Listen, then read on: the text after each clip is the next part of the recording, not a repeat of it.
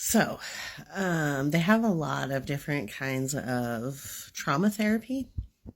There's CPT, DBT, freaking, the new one I just ran into is IFS. Okay, so the concept, if I was any better at like actually making these videos, then I would make a really badass video to show you what I'm saying. But I'm not going to do that. I'm just going to say it. So it's like if you take what happens to us when we are traumatized and abused, it's like the same thing if you would take a plate and literally throw it on the ground. Okay. So I'm a whole person, but when I go through these traumas and these, abuses from, especially in early childhood or like early life, right? And that's why I have CPTSD, right?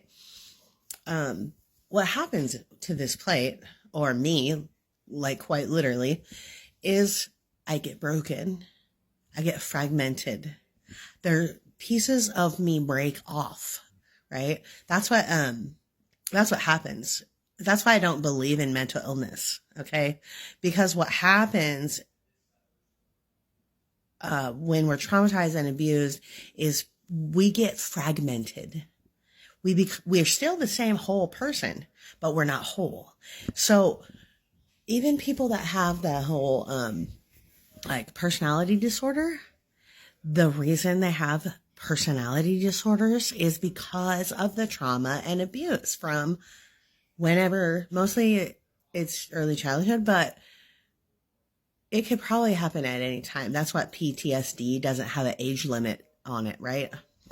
So what happens is we get different personalities because of this trauma and abuse. Okay. Just because I wasn't diagnosed personality disorder doesn't mean I don't have fragmented pieces of me inside that have been running the show here and there, trying to make sure that I'm safe. Okay. So it's called internal family system. And so these guys are all broken pieces of me. They all love me. They're all trying to just protect me and just make sure that I'm safe and I don't get hurt anymore. Right. Because of all the trauma